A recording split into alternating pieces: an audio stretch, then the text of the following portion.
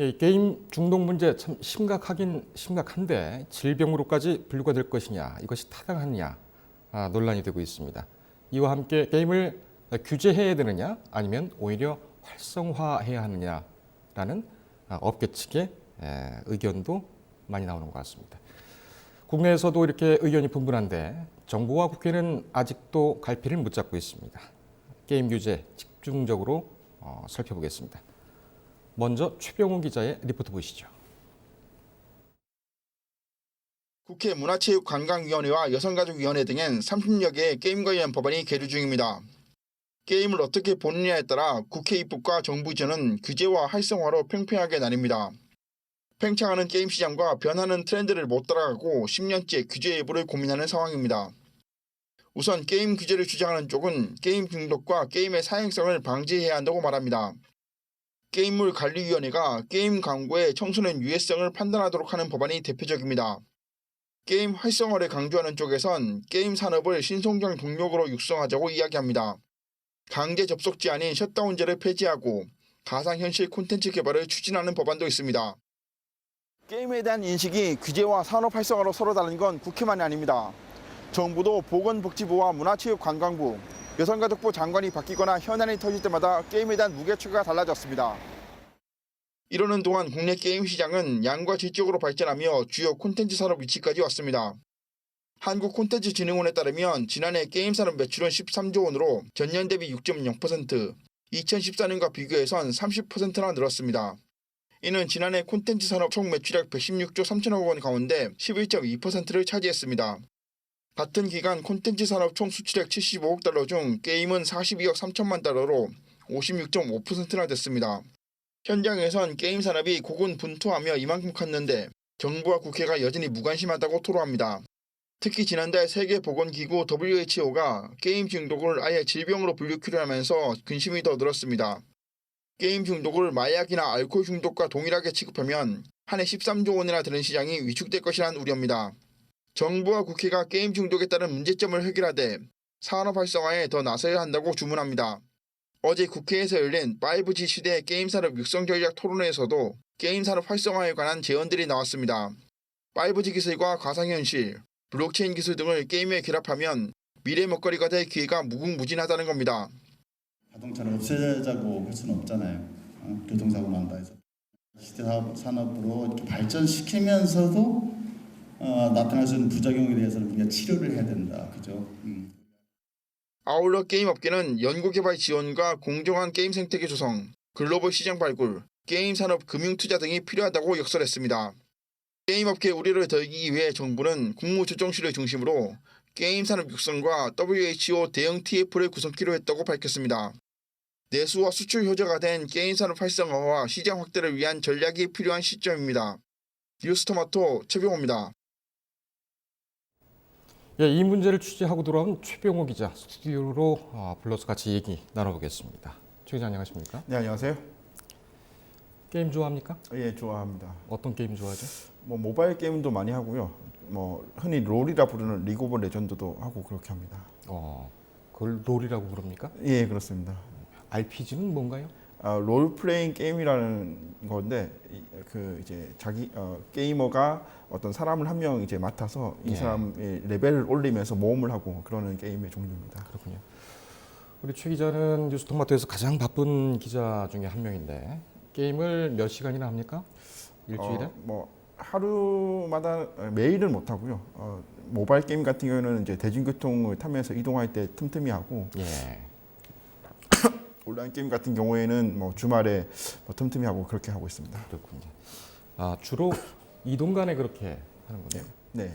보통 이동 간에 다른 기자들은 발제를 고민하고 그러는데 최 기자는 게임을 하고 그렇게 몇 레벨입니까 지금? 네, 뭐 그 롤이라는 게임에서는 골드라는 그런 레벨이 있는데 골드 하고 있습니다.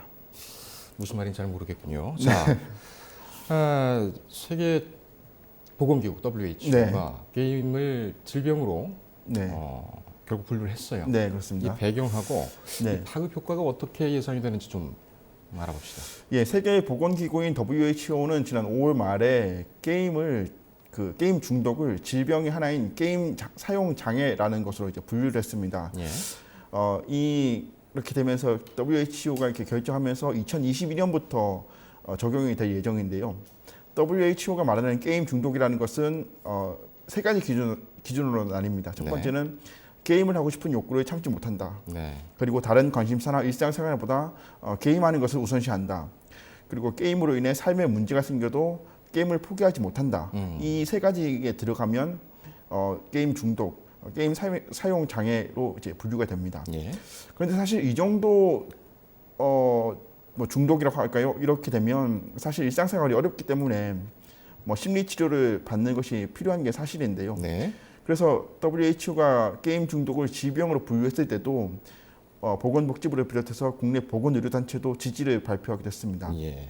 그런데 문제는 일반인들에게 게임이 아직도 뭐 애들 장난처럼 여겨지는 상황이라는 점입니다. 네. 일반인들에게는 게임이 폭력성을 기르고 학습에 방해가 되지 않는 어떤 시간 낭비 또는 어둡고 음침한 오락실 이미지를 갖는 상황인데요. 네. 이런 상황에서 중독인인 질병인이 이런 평가를 하게 되면 게임에 대한 이미지, 인식이 더 안 좋아질 수밖에 없다는 겁니다. 예. 또 게임을 질병으로 관리 감독하게 될 경우에는 개인의 문화 영역과 게임의 창작의 자유에 대해서 국가가 과도하게 이제 관여하게 된다는 우려도 있습니다. 네. 강제 접촉지 아닌 셧다운제가 확대될 수도 있고요. 게임 산업 소비 수요에 따라서 산업계 위축 우려가 커지고 있습니다. 예, 그렇군요. 게임을 하고 싶은 욕구를 참지 못한다. 다른 관심사나 일상생활보다 게임하는 것을 우선시한다. 네네. 게임으로 인해 삶에 문제가 생겨도 중단하지 못하는 증상이 12개월 이상 지속된다. 네네. 상당한 중독 증상이군요. 네네. 우리 최 기자는 어느 단계에 와 있습니까? 예, 저는 아직 뭐 2단계까지는 아닌 건전한 그런 유저인 것 같습니다. 예, 네. 알겠습니다. 이것이 세계보건기구에서 이렇게 결정을 한 것이 네네. 다른 것이 아니라 각 국가별로 정책에 영향을 줄 수 있다는 말이죠. 그렇죠. 그렇기 때문에 지금 게임 업계는 비상이 걸린 것 같습니다. 네네. 상황이 어떻습니까? 예, 한 가지 재미있는 에피소드가 있는데요. 어제 이제 저희 촬영팀이 게임에 대한 기사를 쓰게 되면서 영상을 이제 만들어야 돼서 네. 각 게임 회사들한테 뭐 내부 촬영이라든지 아니면 그 게임 업계 그 간판 그 명패가 나오는 그런 네. 화면을 좀 촬영하고 싶다고 이제 협조를 요청했는데 네. 처음에는 단순히 이제 뭐 그런 산업계 게임 업계 홍보인 줄 알고 허락을 했다가 네. 나중에 기사 내용이 정부의 게임 규제에 대한 이제 내용이다라고 얘기를 하니까 모두 다 이제 촬영이 어렵다고 얘기를 하더라고요. 아무래도 게임 업계로서는 정부의 정책 동향이 굉장히 민감한 상황인데 예. 정부 규제에 대해서 다소 비판적인 내용이 나가고 그 나가는 기사의 배경에 자기 회사의 그런 모습이 찍히면 예. 좀 밉보이지 않을까 그런 거 우려하고 있는 것 같습니다. 어떻게 설득을 했습니까? 그래서 좀 설득이 안 돼서 결국 촬영이 좀 많이 어려웠습니다. 그래서 불발됐습니다. 불발됐습니까? 네네. 그렇군요. 그 게임만 하니까 그렇게 설득이 떨어지는 것 같습니다. 예, 그런 것 지금 같습니다. 정부의 입장, 이 규제를 하느냐 마느냐에 대해서는 상당히 논란도 많았고, 네네. 그다음에 정부에서도 연구를 아주 오랫동안 해왔다고 알고 있습니다. 예, 정부는 지금 어떤 입장입니까? 예, 정부의 입장은 다소 좀 규제의 방점이 찍혀 있는 입장입니다. 네. 게임에 관련해서 게임을 규제해야 하느냐 아니면 활성화해야 하느냐에 대해서 지금 정부의 세 개 부처가 지금 논쟁을 벌이고 있는데요. 네. 보건복지부와 여성가족부, 문화체육관광부입니다. 네. 보건복지부와 여성가족부는 다소 규제의 방점을 찍었고요. 예.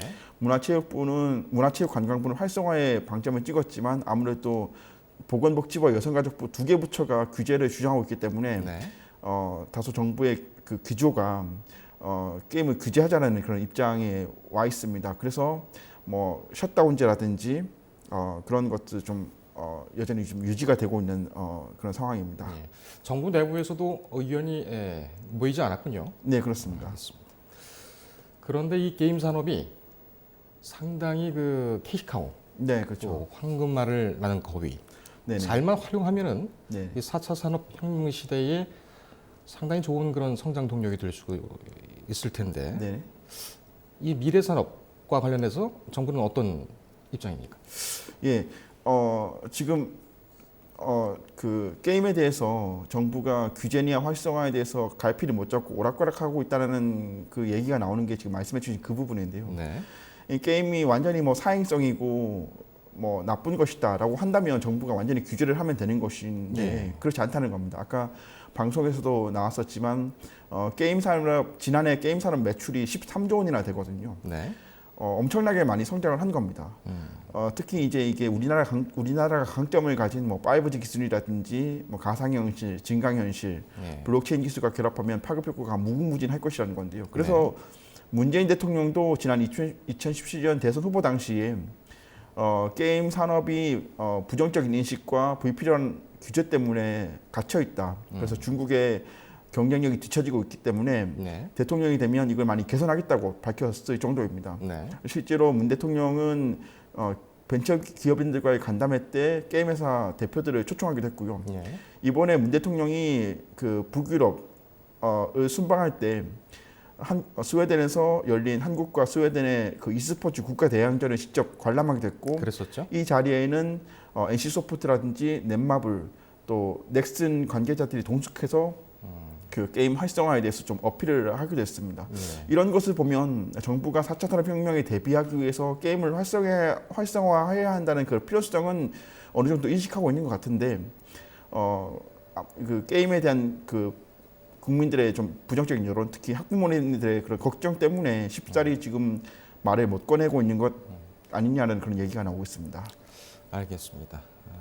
참 좋은 산업인데 또 네. 단점이 있습니다. 저희는 이 문제를 더 깊이 들어가기 위해서 전문가를 전화로 연결했습니다. 김현규 한국모바일게임협회 부회장입니다.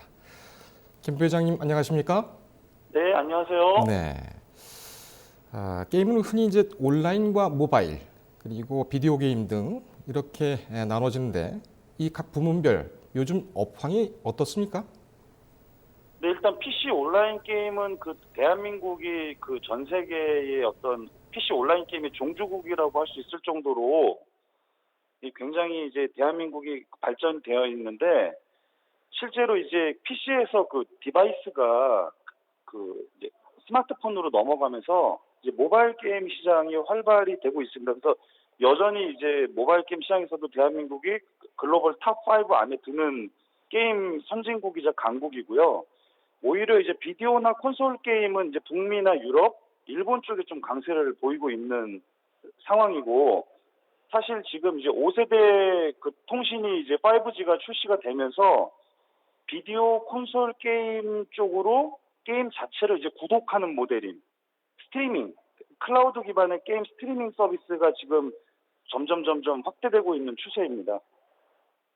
지금 모바일 게임 같은 경우는 뭐 세계 정상 수준이고 다른 쪽이 조금 우리 경쟁 국가에서 치고 올라오는 그런 형세가 있는 것 같습니다. 게임 시장이 이 국내업 간 그러니까 국내에 있는 게임 업체 간의 어떤 경쟁이라든지 또 특히 중국이 문제가 되고 있는데 외국과의 경쟁은 어떻게 지금 진행되고 있습니까? 네, 특히 지금 중국 이야기를 하지 않을 수 없는데요. 중국은 이제 자국 내 게임 규제로 인해서 중국에서 엄청나게 만들어지는 게임들이 동남아시아, 남미뿐만 아니라 대한민국과 일본에 엄청나게 쏟아져 나오고 있습니다. 근데 예전에는 그 퀄리티가 좋지 않았는데 지금은 엄청난 자본과 인력을 투입해서 게임 퀄리티도 엄청나게 좋고요. 이게 진짜 중국 사람들이 만든 게임인지 의심스러울 정도로 굉장히 게임을 잘 만들고 있고 또 그 전 세계에 있는 그 게임 개발 스튜디오가 굉장히 많은데 거기에 중국의 텐센트 자본이 들어가지 않은 개발사가 없을 정도로 중국의 그 강세를 지금 느낄 수가 있고요. 일단은 저희는 지금 이제 모바일 게임 시장 자체는 한국이 계속 그 양극화가 심화되고 중소개발사들이 파산하고 도산하면서 굉장히 좀 경쟁력을 점점 잃어가고 있는 추세입니다. 예. 상황이 이렇게 녹록치는 않군요. 예, 상황이 이제 겉으로 보기에는 산업적으로 굉장히 성장한 거는 분명히 팩트이고 맞는데 그 중소개발사, 네. 서리 이런 사람들은 실질적으로 좀 많이 그 어떤 그 위축을 받고 있는 상황이고요. 네. 여러 가지 요인이 있는데 이제 그 게임 콘텐츠 생태계상 또 일어날 수밖에 없는 요인이기도 해서 예. 예, 그런 부분들이 좀 많이 아쉽고 안타깝고 그런 상황입니다. 자, 이 상황이 이렇게 좋지가 않은데 그 네. 세계보건기구에서 이번에 게임을 질병이다, 게임 중독을 질병이다라고 네네. 결정하게 된 것에 대해서 어떻게 생각하십니까? 네, 일단은 게임 중독, 어딕션은 아니고요. 게이밍 디스오더예요. 일단은 용어부터 정리를 해야 되는데 게임 이용 장애가 질병 코드의 분류 코드에 이제 등재가 된 거예요. 근데 중요한 것은 이게 학부모님들이나 이제 이것을 이제 찬성하시는 분들의 입장에서 보면 게임을 제대로 이해하는 분들이 안 계시다는 게 문제예요. 게임을 그냥 예전에 한 13년 전에 있던 그 도박성 게임, 뭐 바다 이야기 정도로만 생각하는 그 정도 수준이어서 실제로 게임 플레이를 하지도 않고 그 제대로 된 어떤 게임으로 어떤 대상자를 대상으로 어떻게 평가했는지에 대한 자세한 내용이 논문에 나와 있지 않아요. 근데 그 일부 이것은 정말 일부 중독 포럼이나 그 정신과 쪽에서 소위 이런 말이 있죠. 병을 만들어서 약을 판다는 정말 이런 식으로 저희는 좀 굉장히 이거는 문화적인 좀 큰 충격이고요.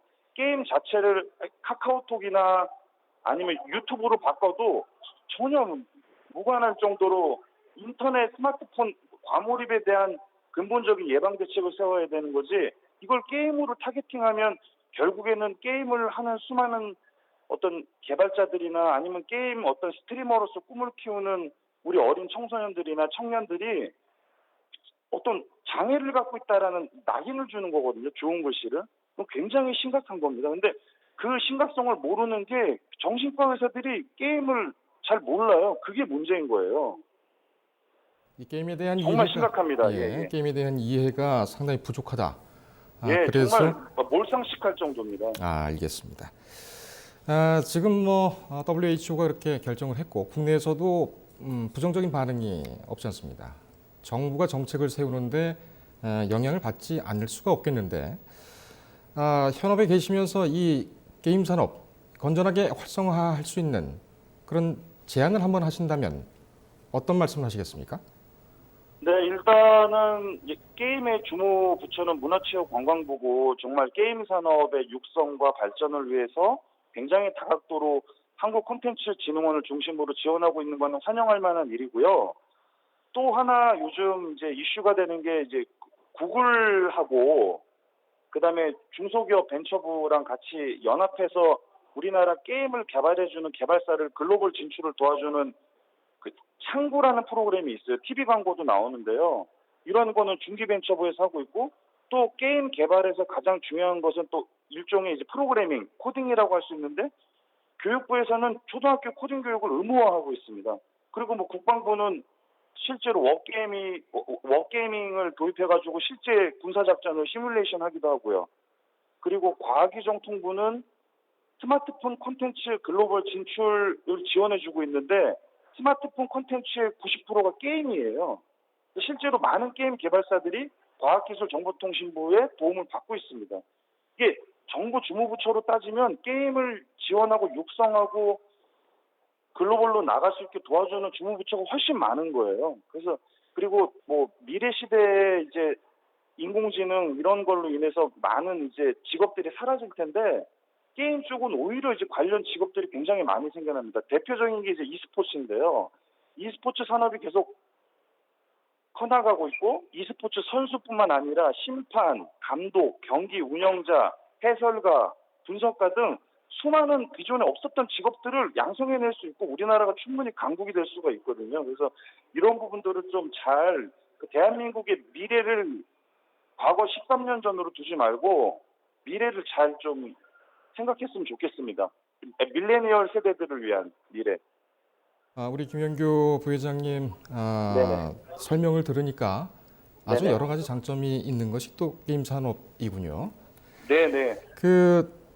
저희가 언제 한번 시간을 별도로 마련을 해서 이 네네. 게임에 대한 건전한 이해 그리고 게임 산업 네네. 활성화에 대해서 네. 토론을 한번 한다면 저희가 네네. 한번 모시도록 그렇게 하겠습니다. 네, 제가 드리고 싶은 말씀이 진짜 많습니다. 알겠습니다. 기다리고 네네. 있겠습니다. 네, 오늘 감사합니다. 감사합니다. 네. 김현규 한국모바일게임협회 부회장이었습니다. 게임 산업 분명히 순기능이 있습니다. 무조건적으로 이게 부정적으로만 볼 것은 아니군요. 이 내용 계속 좀 지켜보겠습니다. 최 기자 수고했습니다.